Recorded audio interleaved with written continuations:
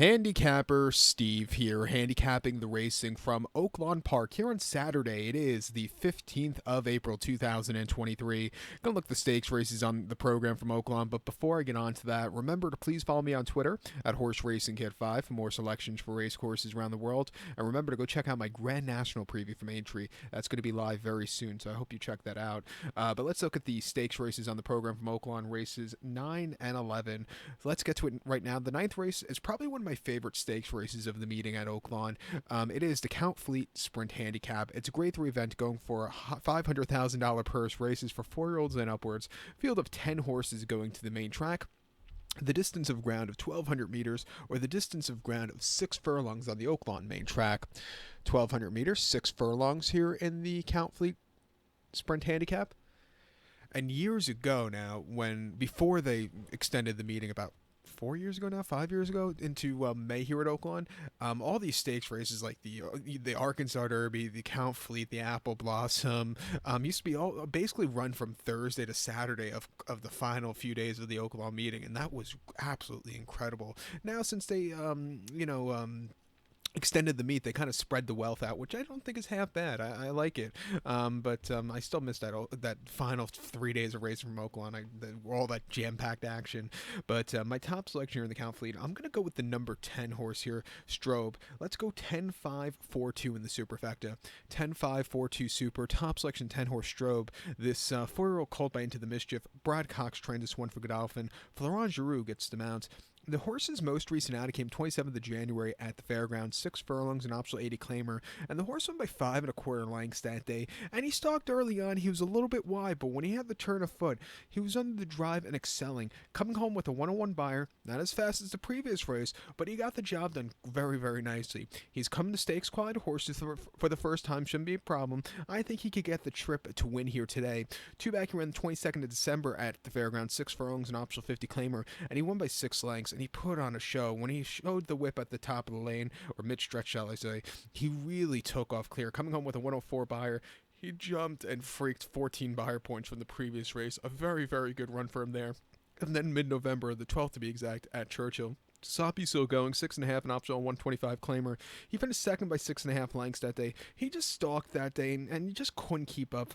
23 cents to the dollar favorite. What can you do? He should have won that day. And then mid-October at Keeneland, 6 furlongs and Lance race, 110,000, winning by 6 on the front and all throughout with a 97 buyer. A very good run.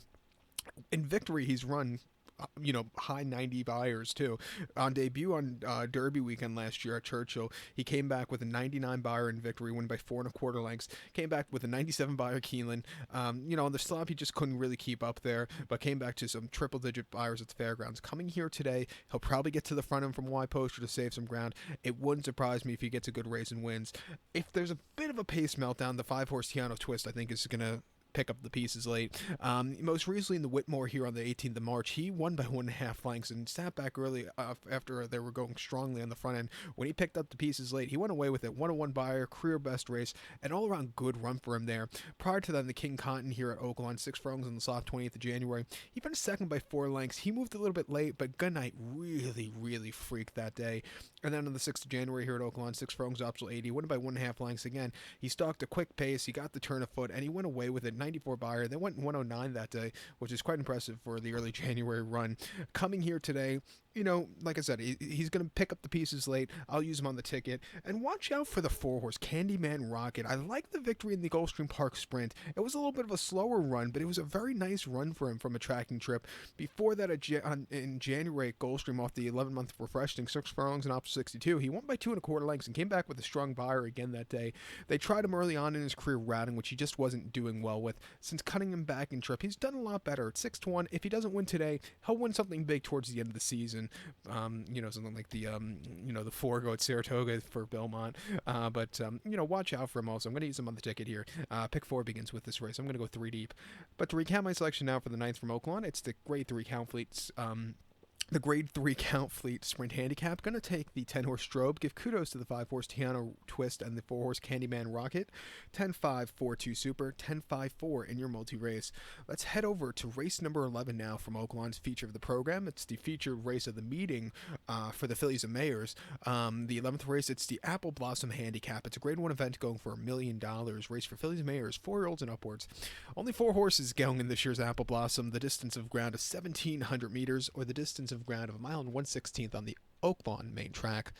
1,700 meters, a mile 16th here in the Apple Blossom. And some very incredible mares have won this race. Zenyatta twice, Azari, I think she won it twice also. It's just, it's always a great race.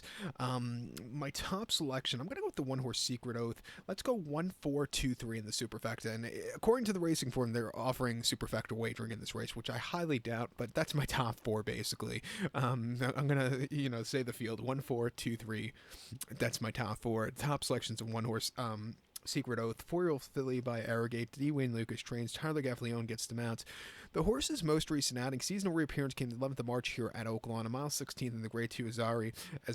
She won by 2 3/4 lengths that day, and she sat back early. She slowly moved her way up, and they weren't going that fast but for her to gain 5 lengths late from early on. I thought it was a good, impressive victory. When she got to the front end, she showed the stick. She quickened up nicely. A 97 buyer. It was the best race for life that day, according to the buyers. She should really improve off that run. I would like to see her sit a little closer than she did last time out, because there's going to be a little bit of a lack of speed, I think. I don't think they're going to send somebody going, 109 to 3/4. But going a little, sitting a little close in this one, I think she'd get a better trip, and I think she could win. I forgot how many times she ran last year. Also, looking at her form and how many times she faced the boys. I forgot she ran the Preakness. But her final start of the 2022 campaign came at Keeneland, a mile and 8th in the Breeze Cup Distaff, where she finished 5th by 5 1/4 lengths. She stalked, she had the lead, and then she kind of hit the wall. Mouth that really, the old lady that they showed some heart at the end of a tough campaign. You just saw a little bit of a tired horse there, and then before then the Cotillion at Parks, mile 16, 25th of September. She finished 3rd by 7 1/4 lengths that day, and she just, again, you saw a tired horse. She placed twice in the summer behind Nest, once in the Alabama where Nest put on a show, and before that in the Coaching Club American Oaks where Nest really put on a show, winning by a dozen. This horse just, was second best definitely that day. But like I said, she ran in the Preakness where she finished 4th by 6 1/4 lengths. She had a little bit of a tough trip which cost her. She was a little bit wide. She didn't run half bad, but she still could improve a little bit more there. And then before that, Kentucky Oaks winning by 2, going away with it, a very good run, and she ran a very good 3rd sneaky place finish in the Arkansas Derby last year at Oaklawn, and then she swept all the other races, Honeybee, Martha Washington, the allowance race here on Christmas Eve, New Year's Eve 2021. Since coming here, since New Year's Eve 2021, she's become a lot better, improving horse. Buyers up to scratch. Watch out for her to run a good race. The 4 horse Clariere, it wouldn't surprise me if she gets a good run. She had a little bit of traffic trouble in the last race, but she had a good place behind Secret Oath that day.